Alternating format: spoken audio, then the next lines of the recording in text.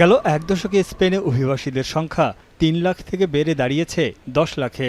Think tank ফাঙ্কাসের মতে ২০১৯ সাল থেকে দেশটিতে প্রতি ৪টি নতুন চাকরির মধ্যে ৩টি পূরণ করছে অভিবাসীরা। ২০২২ সালে স্পেনের অর্থনৈতিক প্রবৃদ্ধিতে অভিবাসীদের অবদান ৪৭%। সম্প্রতি সাধারণ ক্ষমা কর্মসূচির আওতায় কাগজপত্রবিহীন অভিবাসীদের বৈধতার সুযোগ দিয়েছে স্প্যানিশ সরকার।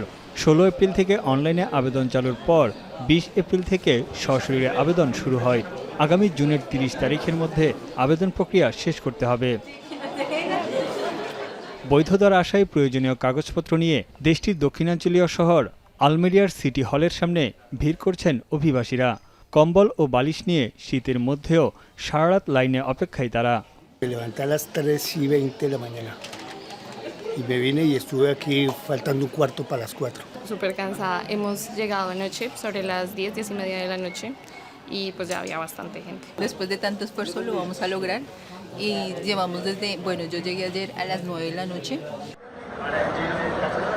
এছাড়া বার্সেলোনা, কাতালান, বিলবাও সহ প্রায় সব শহরের নিবন্ধন অফিসেই অভিবাসীদের দীর্ঘ সারি। ভোরের আলো ফুটতেই লাইনে দাঁড়াচ্ছেন তারা। ঘন্টার পর ঘন্টা অপেক্ষার পর আসছে নিবন্ধনের সুযোগ। Que no sabe qué papel tiene que traer porque nunca han estado en el colegio. Ese es el problema que tenemos. Y pues, sabes, lo más frustrante es a veces de pronto la espera y que la gente se cuela, que no respetan la fila. ক্রমবর্ধমান বয়স্ক জনগোষ্ঠীর ঘাটতি পূরণে অভিবাসন নীতিকে অর্থনৈতিক সুবিধা হিসেবে কাজে লাগানোর পরিকল্পনা নিয়েছে স্পেন সরকার।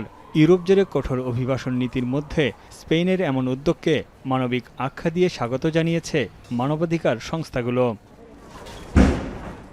তানভীর জনি, এখন বিশ্ব।